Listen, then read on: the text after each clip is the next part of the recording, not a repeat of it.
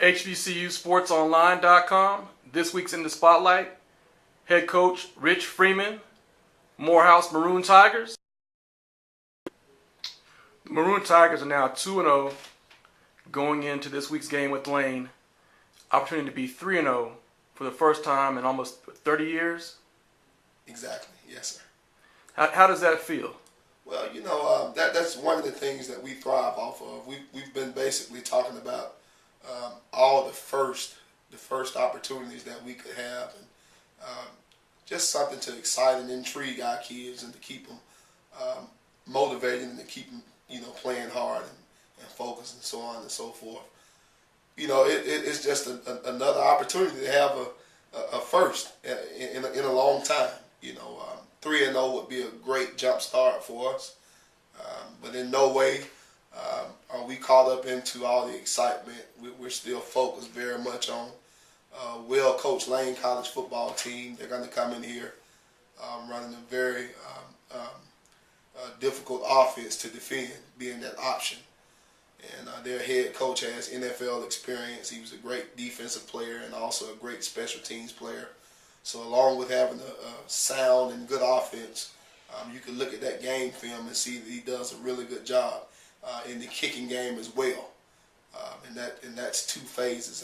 And of course his defense is playing pretty good as well. So they're coming in with an 0-2 record, but by no stretch of imagination do they have an 0-2 caliber football team. I think his kids are learning his program, and they're going to be very good. And I just don't want us to go into this game and think that that's not a good football team, because that's not true.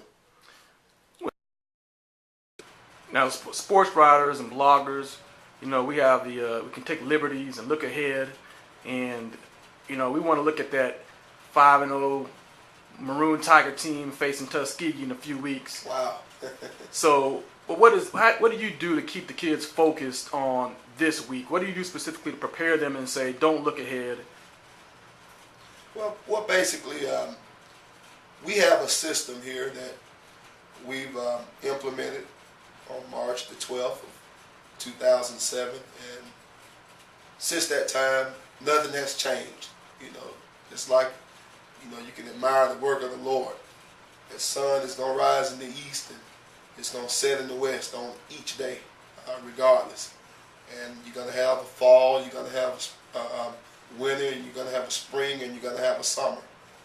That's admirable, and that's the work of the Most High. And it's the same with us. We have a system that's unwavering, that we believe in. So we're very routine in what we do. And this process keeps us humble, keeps us meek. Win, lose, or draw, we have the same ritual after the game, the next day, in that we bury the game, both physically with weights and conditioning, and mentally with film critique and so on and so forth. And then we jump on the next opponent the very next day. So we're well seated into what our routine is. We're in our second day of preparation for Lane College. That's all we're thinking about.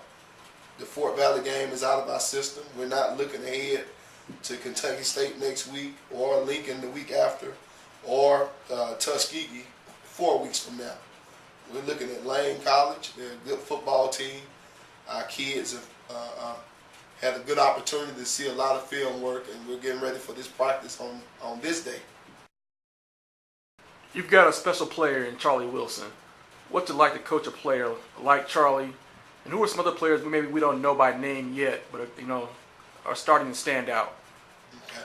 Well, Charlie is a special player. He was a first-team All-Conference player last year. Had the opportunity he had the opportunity to be coached by one of my mentors, L.C. Cole, who used to be the head coach at Tennessee State University and is now the head coach at Stillman College. L.C. sent the kid to me from a high school in Montgomery, Alabama, Lanier High School, and he told me, he said, "Rich, this is a special player. I need you to take a look at him." I took a look at him at his request, but the kid came in, and he's basically been everything that LC told me he would be, and he's just an even better kid off the field than he is on the field. So we're blessed to have him. Some other kids that you really need to take a look at are DJ Nettles, defensive tackle that's doing a good job for us, about a 6'3", 295-pound kid that will probably have an opportunity to play on the next level. We have a special player in Derek Hector, who is a 6'5", 215-pound receiver out of Mobile, Alabama. And right now he's leading our team in receptions and yards, and he's also high ranking in the conference in that regard. We have a new quarterback. We still have a quarterback competition. Started from last year, William Brack. It's being pushed heavily by Byron Ingram, who is a transfer from Georgia Tech by way of Citrus Community College.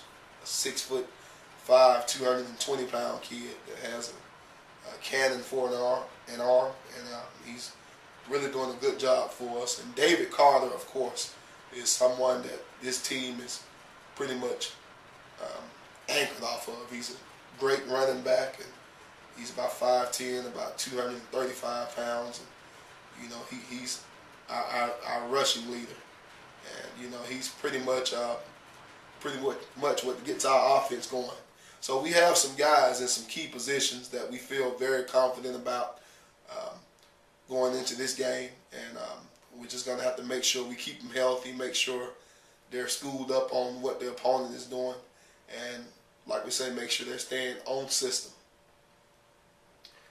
Coach Freeman, thanks a lot. This has been In the Spotlight with HBCUSportsOnline.com. Good luck to you this week. Thank you.